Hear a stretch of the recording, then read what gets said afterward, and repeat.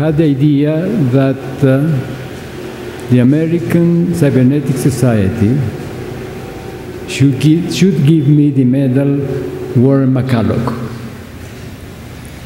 There was a meeting of the society, but that medal did not exist.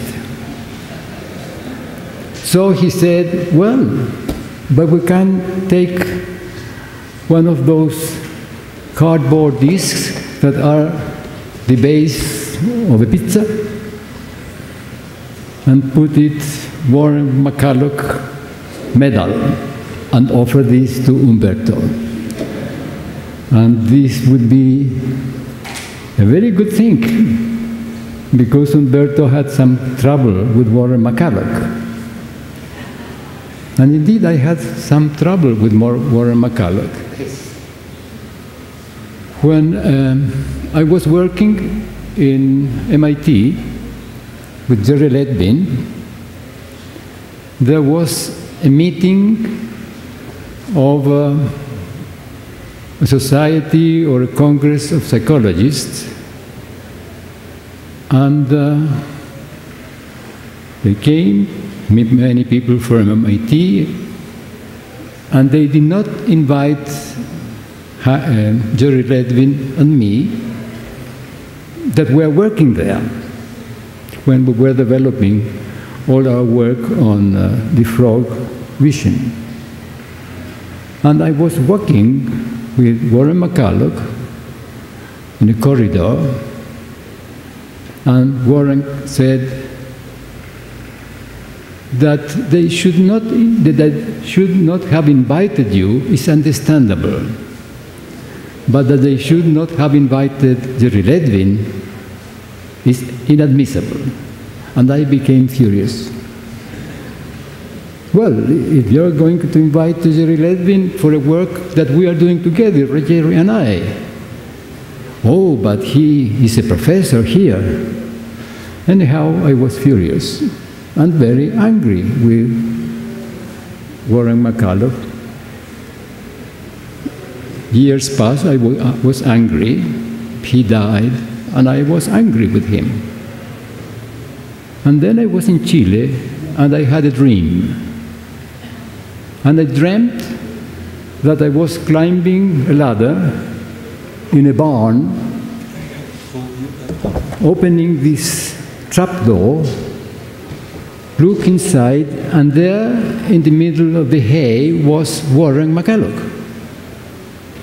And he said, Umberto, would you like to come to work? Would you like me to come to work with you? And I said, I would be delighted. And when I awake, my anger with Warren had disappeared. So this was a healing dream. Now I'm supposed to say something in gratefulness, which I'm going to do. I would say, pero voy a decirlo en español como estaba acordado. Así que voy a hablar lento para que la traducción sea fácil. Hay varias situaciones en esta historia que tal vez requieran alguna clarificación.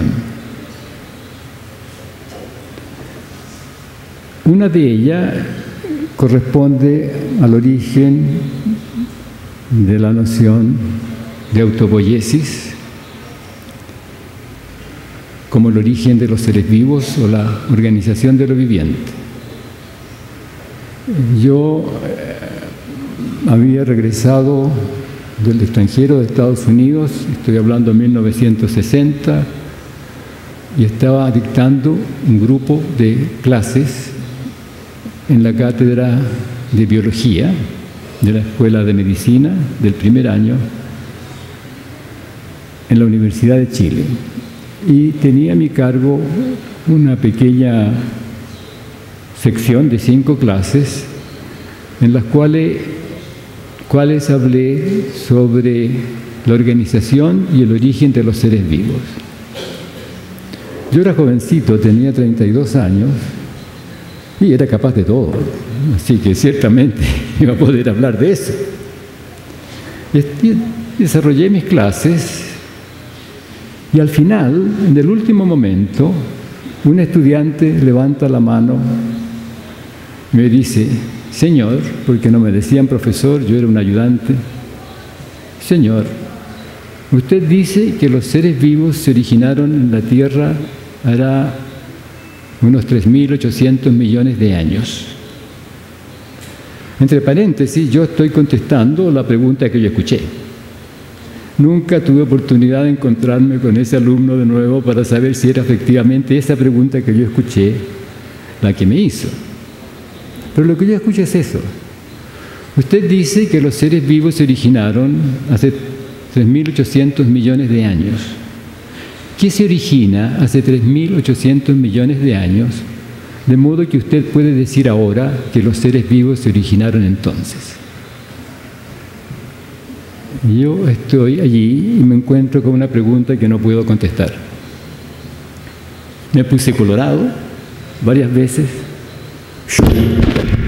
casi como eso, rojo, y dije, no puedo contestar esa pregunta. Pero si estoy bien, el próximo año voy a proponer una respuesta. Ahora, lo interesante de la pregunta, porque las preguntas definen la respuesta.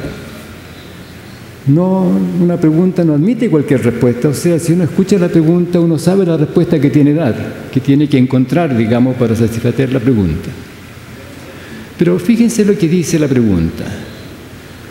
Usted dice que los seres vivos, yo estaba hablando de los seres vivos, no de la vida, sino que de seres vivos. Los seres vivos se originaron hace 3.800 millones de años en la Tierra. Y yo no había estado allá. Y enseguida me dice, ¿cómo puede usted decir ahora que los seres vivos surgieron entonces? O sea, yo tenía que saber ahora algo sobre los seres vivos para poder decir que se originaron entonces. Digamos, me indicó inmediatamente la pregunta el camino para la respuesta. Yo prometí proponer una respuesta el próximo año,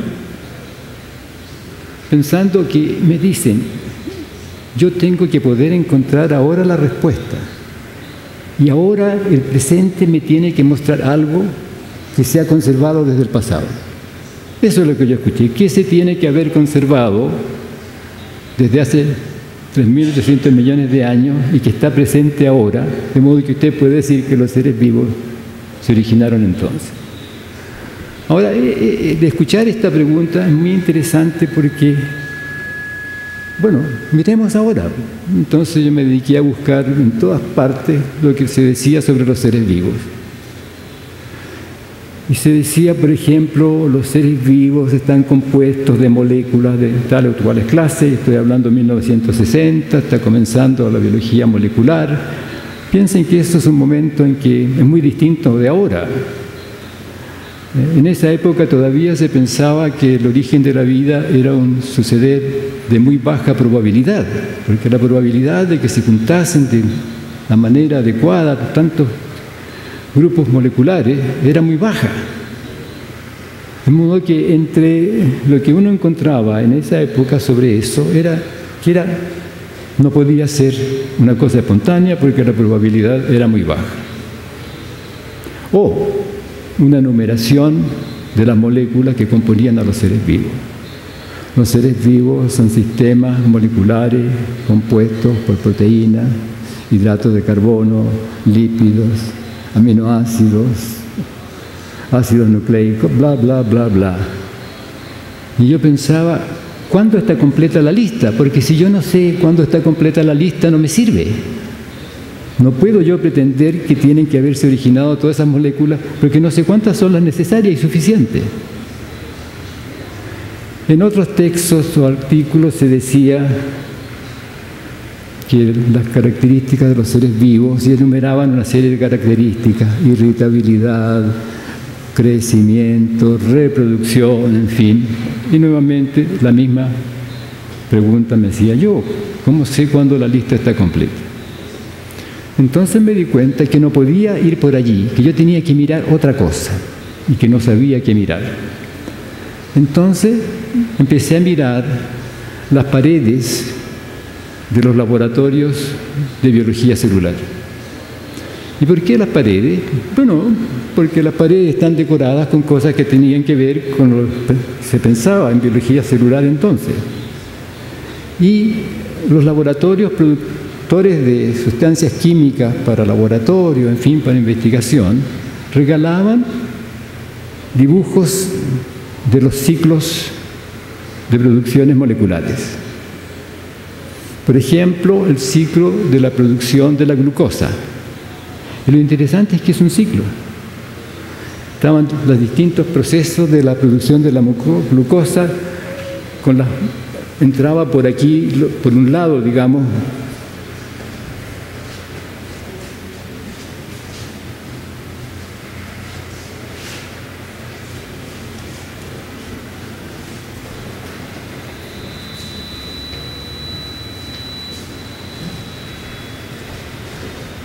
por un lado, una o varias flechas, entraban ciertas moléculas básicas que interactuaban unas con otras y salía glucosa, salía CO2 o salían otras moléculas, pero era un ciclo, era una dinámica cíclica. Producción del ATP, las moléculas fundamentales de las cuales se hablaba en términos energéticos, la misma cosa. Una dinámica completamente comparable a esa. Y me fui dando cuenta de que en realidad los seres vivos estábamos hechos de dinámicas cíclicas. Por favor, no tenía idea de la palabra cibernética, no existía para mí, para nada. Yo estaba tratando de entender qué constituía a los seres vivos. No tenía ni siquiera una pregunta qué son, sino qué los constituye. Y me encuentro con que todos los procesos moleculares metabólicos están esencialmente representados por ciclos. Y entonces yo me pregunto, ¿qué tiene que estar pasando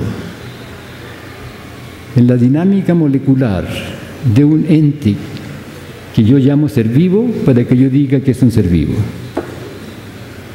¿Qué tiene que estar pasando allí en la dinámica interna de la bacteria para que yo, mirando a la bacteria desde afuera, pueda decir que es un ser vivo?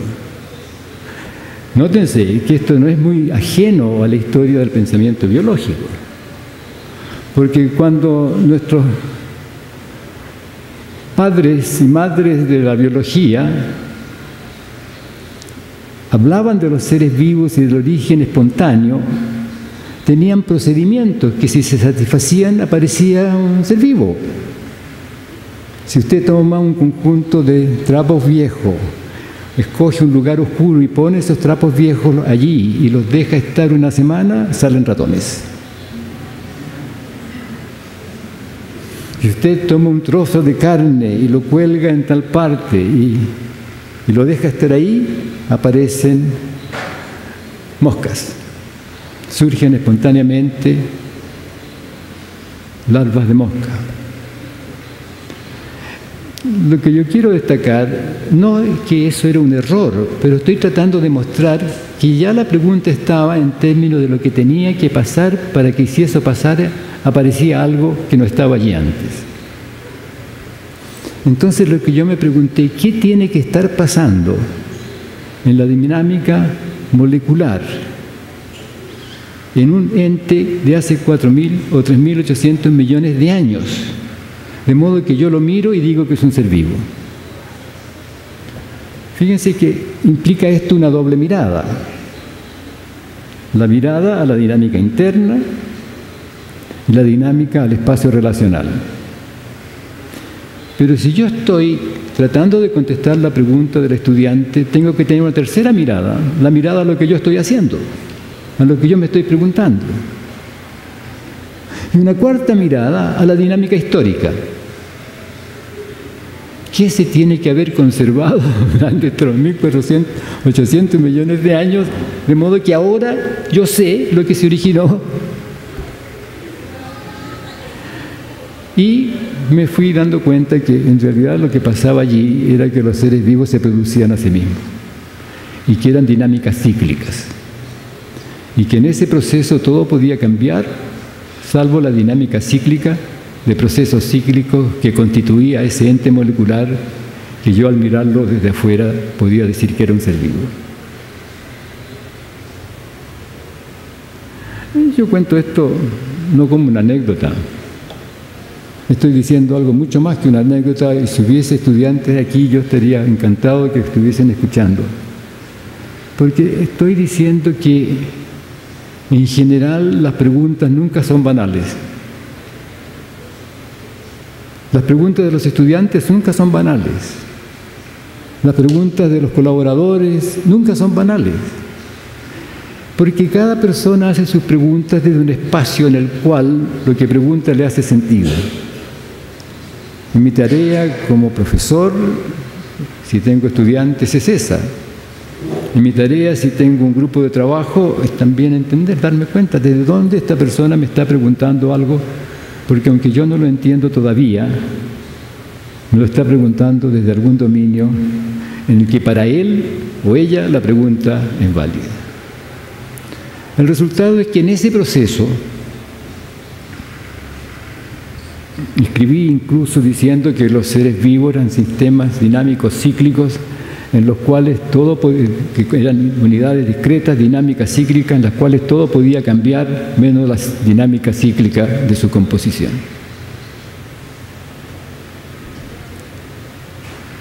Pero no tenía una palabra o una forma de expresar eso un poco más evocadora y más sencilla. Francisco Varela llegó a mi laboratorio por allá por 1966, comienzo del 66. Fue enviado a mí por un colega de la Universidad Católica, y cuando llegó a mi laboratorio yo conversé con él, lo escuché, y yo me preguntaba, ¿qué tendría que estar pasando en este joven para que yo lo acepte como alumno? Claro, uno no acepta a cualquiera, y uno no sabe muchas veces qué es aquella cosa especial que tiene que tener.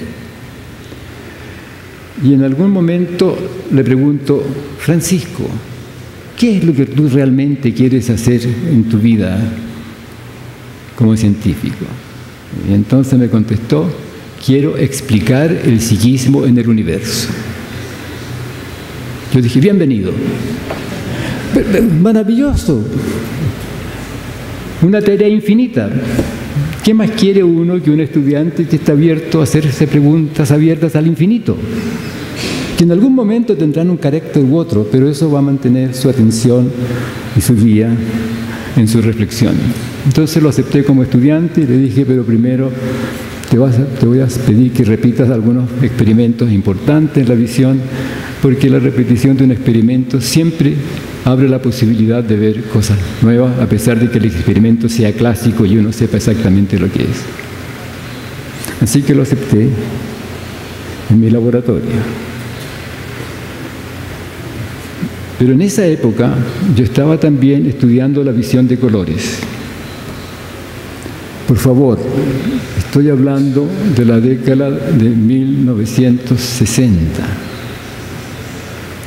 Shannon escribió su famoso trabajo sobre la información, la transmisión de información o la teoría de las comunicaciones por allá por 1949.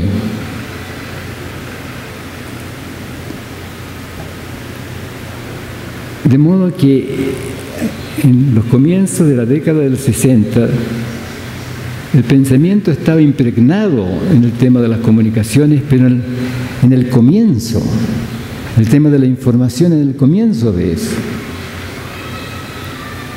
Yo tuve oportunidad, por muchos años después, por allá por la década de 1985, 82, 83, por ahí, de revisar los trabajos de un muy distinguido profesor de la Universidad Católica, al cual se le iba a hacer un homenaje porque cumplía 50 años de docente en la Universidad Católica. Y me pidieron que yo lo presentase. Entonces yo decidí leer sus escritos. para saber, yo lo conocía por supuesto, y era un hombre muy creativo, muy interesante, para saber algo de él. Y me encontré con una cosa curiosa, estoy hablando de 1982-83, y sin embargo este homenaje coincide en ese momento, pero yo empecé a leer los trabajos de profesor Luco, que comenzaban por allá por 1945. Neurobiólogo, estudiaba el sistema nervioso, la plasticidad neuronal. Y me encontré con una cosa maravillosa y terrible. Antes de 1951, los nervios conducían impulsos nerviosos. Después de 1951, conducían información. Ay, pero fíjense qué cosa más notable. Apareció la trampa de la información. Por favor, no estoy diciendo que no sirva, pero es una trampa.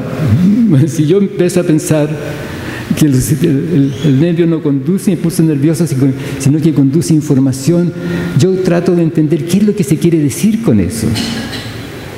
Y lo que se quiere decir es significado. Que algo va a hacer sentido con eso.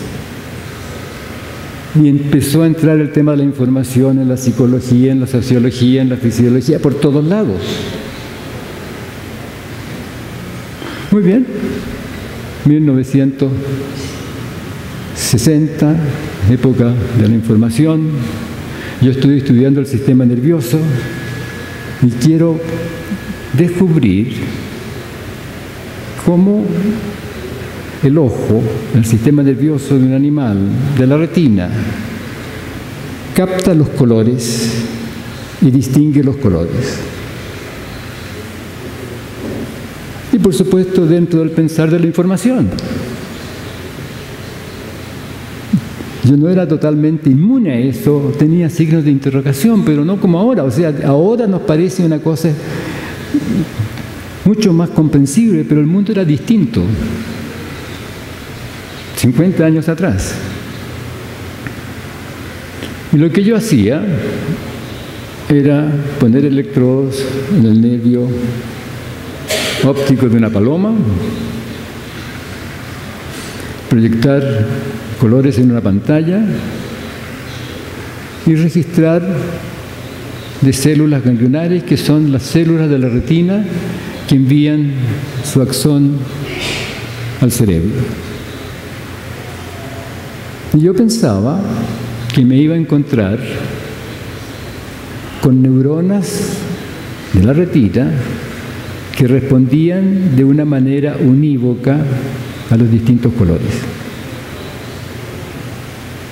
Y pensaba eso porque con el profesor Ledvin habíamos mostrado que uno podía clasificar las neuronas de la retina, las neuronas ganglionares. Se llaman ganglionares aquellas que su nerviecito va desde la retina al cerebro.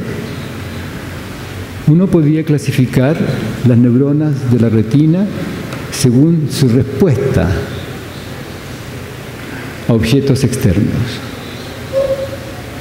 Yo, haciendo estas observaciones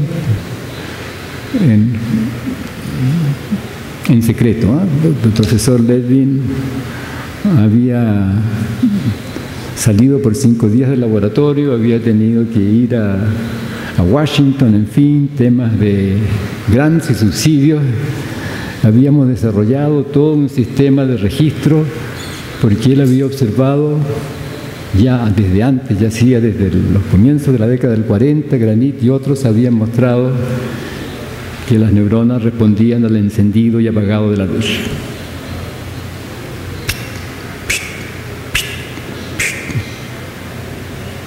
Y la neurona respondía y uno podía obtener el registro de los impulsos nerviosos.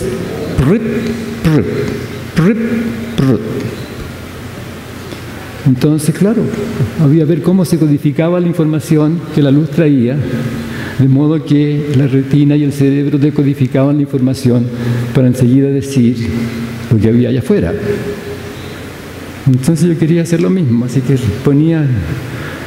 presentaba un destello de luz en la pantalla y tenía respuesta. Perdón, me salté. En ese trabajo con Ledwin estábamos haciendo lo mismo, pero yo decidí, cuando él se fue, pensando que el aparataje que habíamos preparado, que había preparado el profesor Ledwin, que era un electrónico maravilloso, yo no lo iba a saber manejar por todo lo que tenía que hacer con los destellos de luz, pero que si yo estaba con el electrodo en el ojo del sapito, debería poder ver la mano. Entonces yo debería poder ver mi mano delante del sapito. Y efectivamente encontré lo siguiente. Por ejemplo, el electrodo ahí, en el ojito, pasé la mano,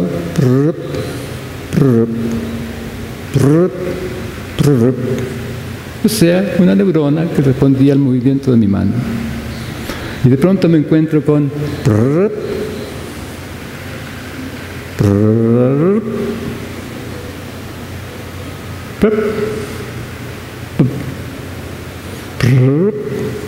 o sea, era direccional.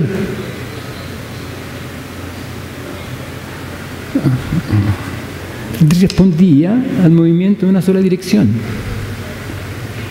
A ustedes les puede parecer trivial esto, pero en ese momento, yo estoy hablando 1958, 59,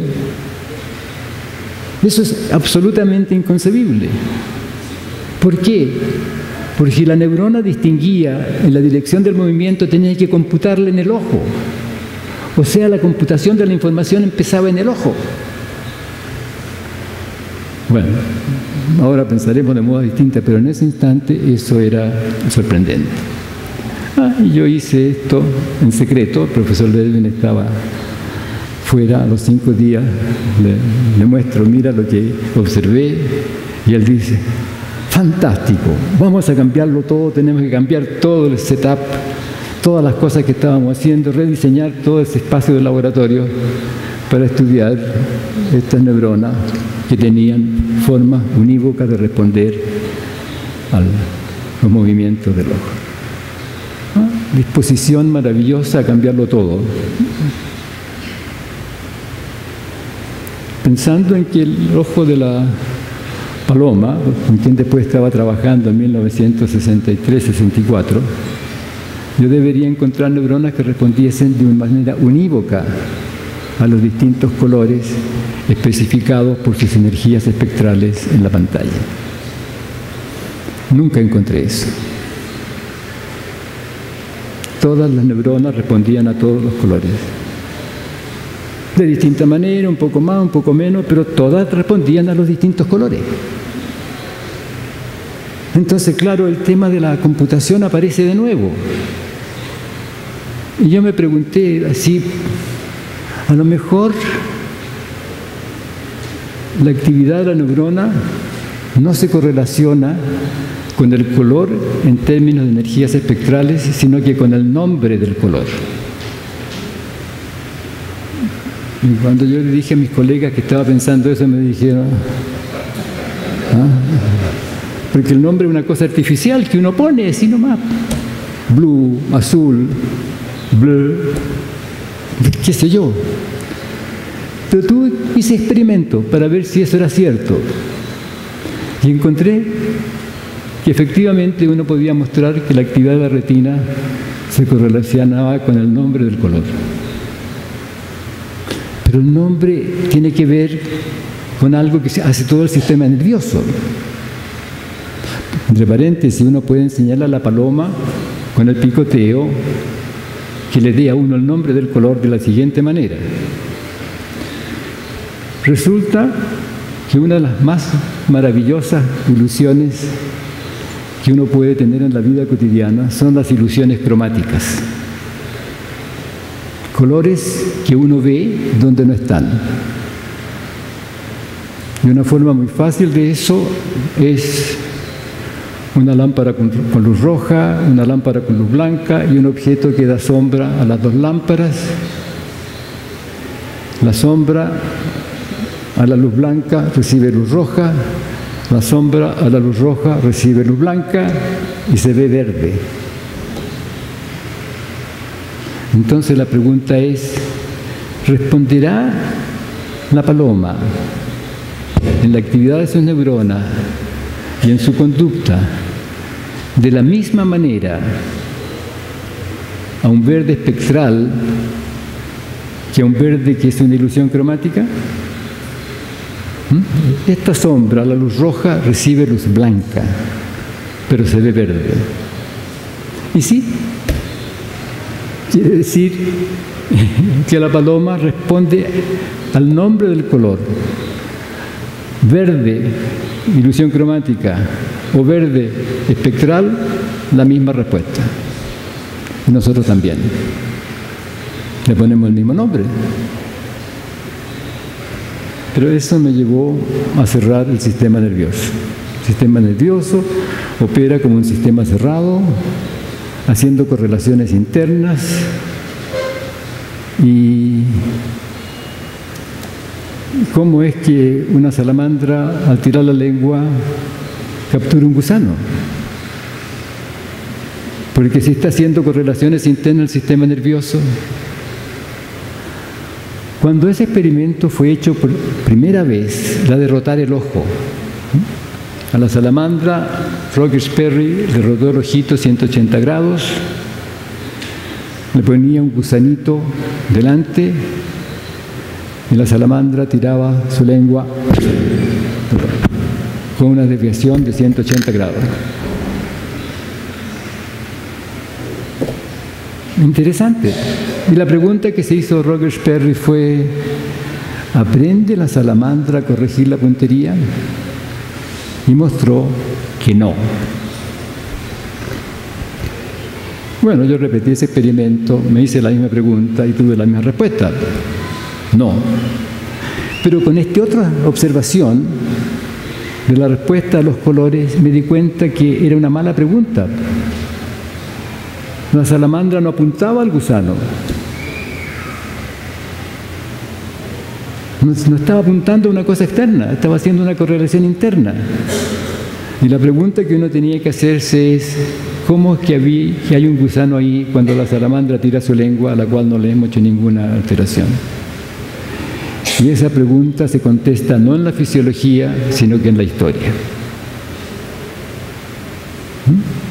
Quiere decir que hay una coherencia entre la arquitectura del sistema nervioso de la salamandra y el entorno en el cual la salamandra vive y come, capturando insectos o gusanos con su lengua.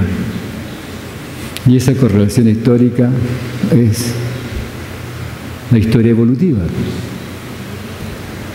Pero en el momento en que uno se da cuenta de eso, se queda sin trabajo, porque claro, si todo el pensamiento está hecho en torno a la captación de la información, si todo el pensamiento sobre el sistema nervioso está hecho en torno al pensar que el sistema nervioso nos permite captar la realidad externa, y lo que esto me muestra es que no hace eso el sistema nervioso, es que es un problema completamente distinto. La coherencia del operar del organismo con sus circunstancias no tiene que ver con captar una realidad externa. Es un fenómeno histórico. Tiene que ver con que hay una coherencia histórica entre la estructura del organismo y el medio. ¿Bien? Bonito. ¿Y qué es el conocer entonces? Porque nosotros funcionamos conociendo al mundo. Está allí, el mundo nos manda información, nosotros computamos la información y decimos lo que hay. ¿Y qué es el lenguaje? Porque describimos el mundo que está ahí.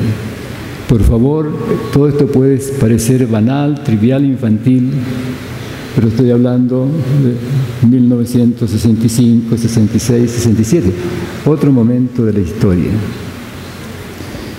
Y yo me encontré con que cerraba el sistema nervioso, porque opera haciendo correlaciones internas. Y cerraba al ser vivo, Porque el ser vivo como entidad discreta ocurre en una dinámica cerrada de producciones moleculares cíclica, en la cual la dinámica cerrada no puede variar. Entonces, sistema nervioso y organismo constituyen una unidad que en ese momento no entendí y que empecé a entender después cuando trabajábamos juntos con Jimena, mucho más después. Cuando surgen los seres vivos, surgen en coherencia con un medio que los hace posible. Medio que está especificado como su nicho por el operar mismo del ser vivo. Y surge con ellos una dinámica interna equivalente al sistema nervioso que lo que hace es generar correlaciones sensorias, efectoras en el organismo. Muy bien, la pregunta es ¿qué hace uno con eso? El profesor del departamento de biología, porque yo no seguí publicando como publicaba antes y por otros motivos de política interna, me dijo que estaba cansado de tener colaboradores brillantes pero estériles, así que yo le pregunté si quería que me fuera y me dijo que sí, así que me fui. Afortunadamente ya había surgido la Facultad de Ciencia y me fui de la Facultad de Medicina a la Facultad de Ciencia. Pero por favor, lo que yo quiero decir es que hay situaciones que nos llevan a tomar en serio que necesitamos un cambio de mirada. Y si no tomamos en serio esto, nos quedamos atrapados. Seguimos haciendo lo mismo. Justamente el profesor me dijo, Humberto, si tú hubieses seguido haciendo las mismas cosas que hacías antes, te habrían dado el premio Nobel. No creo que habría pasado, pero en fin, eso me dijo a mí y como para decirme, tú deberías seguir haciendo lo que hacías antes. Entonces yo le dije, mire, la verdad es que yo no puedo hacer lo que hacía antes, tengo que hacer otra cosa. Y de allí me dediqué a perseguir las consecuencias que tiene el que los seres vivos somos sistemas cerrados. La palabra autopoiesis surgió ahí en 1979, 69 o 70 exactamente, no me acuerdo. Francisco Varela había regresado de Estados Unidos. Francisco Varela estuvo un año nomás en Chile conmigo como alumno, después se fue a hacer un doctorado a Harvard y volvió en el 70. Y yo había hecho todo este trabajo y entonces él me dice, Humberto, si lo que tú dices y enseñas, uno debiera poder expresarlo en términos computacionales. Uno debería poder hacer un formalismo matemático. Y yo dije, no, porque lo que uno formaliza no es lo que hay, sino lo que uno piensa. Claro, porque yo ya sabía que no podía hablar de una realidad externa. Yo no puedo hacer un formalismo sobre la realidad externa si no tengo cómo decir nada sobre ella. Pero sí puedo hacer un formalismo sobre las cosas que yo pienso. Así que yo propuse que escribiésemos algo que resultó ser de máquinas y seres vivos. Y en esos días, al comienzo de ese periodo, tuve conversaciones en la casa con un amigo, literato, Juan Bulnes, que había hecho una tesis sobre el dilema del Quijote, el Quijote de la Mancha. El dilema del Quijote de la Mancha, según él, era o si seguía el camino de la praxis y se hacía caballero andante, o seguía el camino de la poiesis y escribía obras de caballería. Por supuesto, esto es bien interesante. Y siguió el Quijote el camino de la praxis y yo dije, poiesis, esta es mi palabra, autopoiesis, así como hay hematopoiesis, aquí hay autopoiesis, producción de sí mismo. Y ahí aparece la palabra, se la propuse a Francisco cuando estábamos escribiendo el libro, y aparece ahí por primera vez. Una de las cosas que yo aprendí cuando fui alumno en Inglaterra del profesor J.Z. Young fue porque él me dijo, si quieres decir algo nuevo, tienes que cambiar el lenguaje. Porque si no cambia el lenguaje, las personas siguen escuchando lo mismo de antes. Tienes que decir las cosas de una manera diferente. El problema que surgió allí, de qué manera digo lo que estoy sabiendo, y parte de toda esta historia tiene que ver con eso. Pero entonces, ¿cómo ocurre esto de que hacemos cosas coherentes, que van surgiendo los mundos que surgen coherentes con nosotros? ¿Cómo pasa eso? Y ahí aparece la noción del acoplamiento estructural, de que los sistemas cambian juntos de manera coherente, van cambiando juntos, se transforman juntos. Acoplamiento estructural, está bien, estupendo. Pero ¿cómo hablo de lo que no puedo hablar? Está el constructivismo, que nos dice algo parecido. Pero a mí, si me preguntan si soy constructivista, yo diría sí, soy constructivista radical, hasta la tortuga en la cual se sustenta el cosmos, según la mitología hindú. Porque no podemos decir nada sobre el mundo externo. ¿Qué hacemos entonces? En este proceso, en el curso de los años, con distintos intentos sobre cómo hablar de esto, nos encontramos con Jimena. Y yo el otro día le dije, en alguna ocasión, dije que cuando me encontré con Jimena descubrí una América nueva, porque me encontré con una persona que me dice una cosa, y lo dijo aquí ella. Dijo que en algún momento ella se dio cuenta de que el dolor y el sufrimiento por el cual se pide ayuda relacional es siempre de origen cultural. Y dijo algo más que fue mostrando después con su trabajo. Dijo, lo que sucede, y me lo muestran las personas, no lo estaba inventando, ella atendía, conversaba con gente que venía justamente en busca de algún tipo de ayuda relacional. Las personas me muestran que ellas han sufrido alguna situación en su historia anterior en el cual su dignidad fue violada y la cultura trató ese suceso como legítimo. Y la persona ha conservado el dolor a lo largo de los años. No una represión, esa es una diferencia fundamental con Freud. No es que haya represión, hay conservación del dolor que constituye el sufrimiento. No es el trauma inicial lo central, aunque es lo central porque constituye la situación de desvalorización de la persona, que hace que pierda el respeto por sí misma y que viva este dolor de autodevalorización, conservándolo a lo largo de los años. Y dice ella otra cosa, las personas que me consultan me muestran también el camino de la salida. Y conversando sobre cómo se conserva este dolor, ella hace referencia que se conserva, ella siente que se conserva, se da cuenta que se conserva en la sensorialidad interna. Llegamos a la conclusión de que lo que se conserva es una configuración íntima de procesos relacionales que constituyen la continua desvalorización cotidiana de la persona.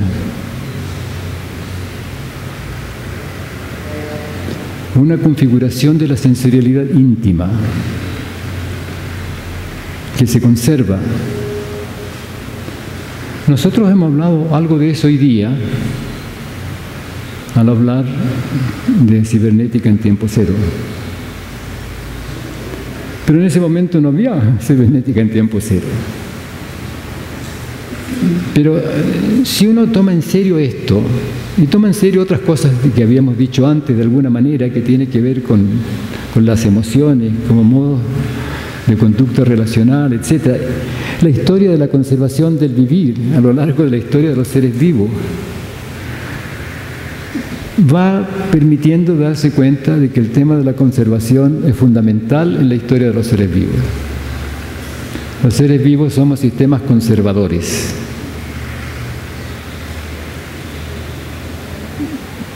Lo peor que le puede pasar a un revolucionario es ganar la revolución porque se queda sin trabajo. Y para conservar su dignidad tiene que seguir conservando la revolución, porque si no, no sabe qué hacer. A menos que tenga un cambio de conciencia y escoja una cosa diferente y pase a conservar otra cosa. Los seres vivos somos conservadores. ¿Y qué es lo que conservamos? Sensorialidades, configuraciones sensoriales, sentires. Bueno, ¿y qué es lo que distinguimos cuando distinguimos una flor? Heidegger diría que la flor me florea. En informática yo diría que la flor me manda la información y que esta es computada o decodificada en la retina o en el sistema nervioso. Pero sabemos que no pasa, no solamente por los experimentos que yo hice en algún momento con respecto a la visión de colores, sino que por el simple hecho de que en tanto somos sistemas moleculares, al incidir de cualquier manera sobre otro sistema, lo único que sucede es que gatillamos un cambio estructural en el otro sistema, pero no especificamos qué cambio estructural es. Si yo tengo un fotorreceptor, una célula fotorreceptora, aquí en la retina hay moléculas fotosensibles, hay fenómenos eléctricos, que voy a representar en azul como un flujo de corriente.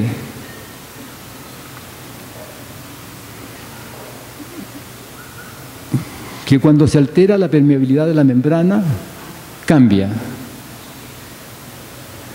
Y al cambiar, cambia la relación de esta neurona fotorreceptor con otras neuronas. Y se origina la transmisión de una alteración eléctrica o un impulso nervioso. Pero supongamos que aquí tengo una flor.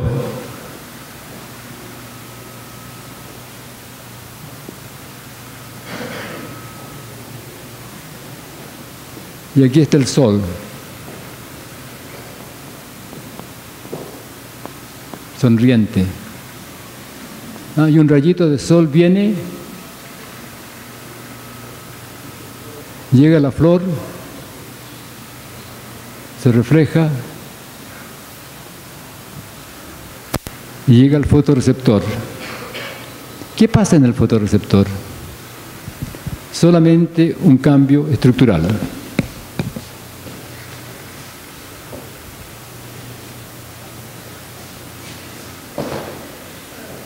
Yo soy una molécula fotosensible, hay otras moléculas al lado, recibo un fotón, cambio de configuración, cambia la permeabilidad de la membrana y se produce un flujo eléctrico, y todo esto pasa según la hechura del fotorreceptor. No tiene nada que ver con de dónde viene la luz. Por favor, esto lo sabemos cuando uno mira al espejo, todas esas cosas, pero hay que tomarlo en cuenta. Entonces, ¿qué le está transmitiendo? Suponiendo que este fotón llevase algo. ¿Cómo le dice el fotón al fotorreceptor de la retina, ahí hay una flor? No puede. Solamente puede gatillar un cambio estructural en la retina, en la molécula fotosensible, determinado en la estructura de la retina.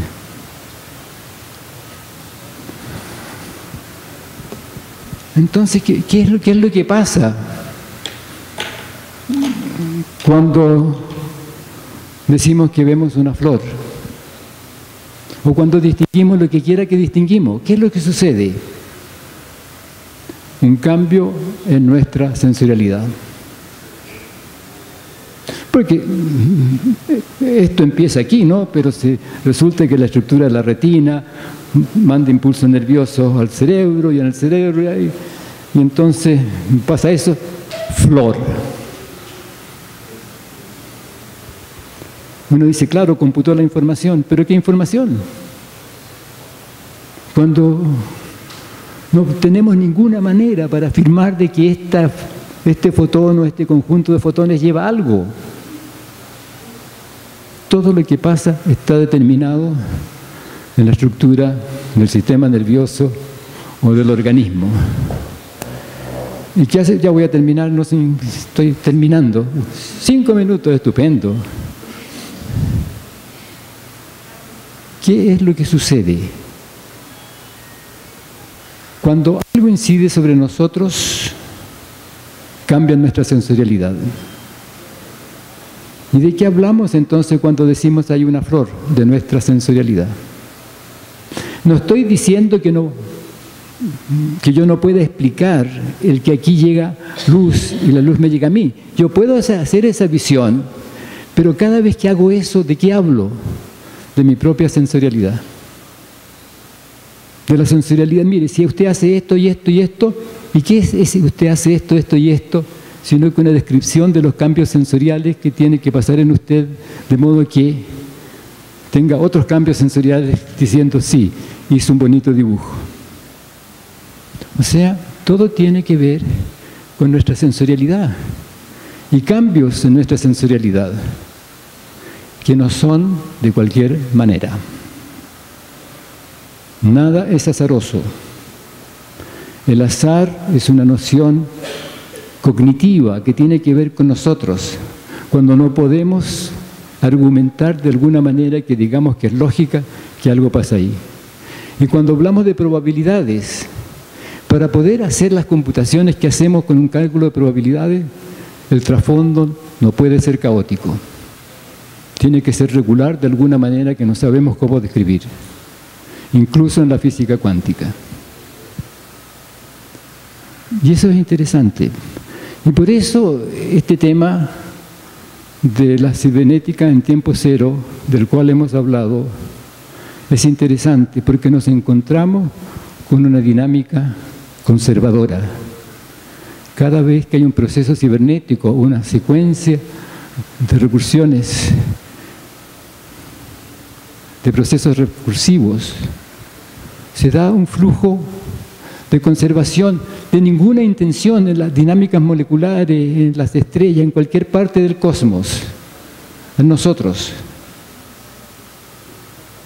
Pero nosotros, dentro de esta cosa que no podemos describir, pero que no es de cualquier manera, que tiene regularidades que describimos con lo que hacemos, con nuestra sensorialidad, nos encontramos haciendo los seres humanos todo lo que hacemos, no en relación con un mundo de allá, sino que generando los mundos que vivimos. Y nuestra verdadera tarea es definir las condiciones en torno a los procesos de conservación que las dinámicas cibernéticas de los procesos moleculares que nos constituyen están generando. Y esa es nuestra gran responsabilidad. Y ese es el miedo que tenemos a hacernos cargo de eso.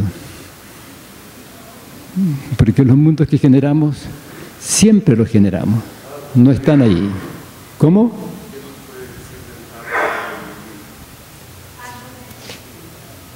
Decirnos del árbol del vivir. Esto. Más que eso, más que eso. Esto, nosotros somos frutos del árbol del vivir. El árbol del vivir es un relato explicativo desde nuestra sensorialidad de lo que nosotros decimos que pasa con lo que distinguimos. No estoy... pero espérate de eso.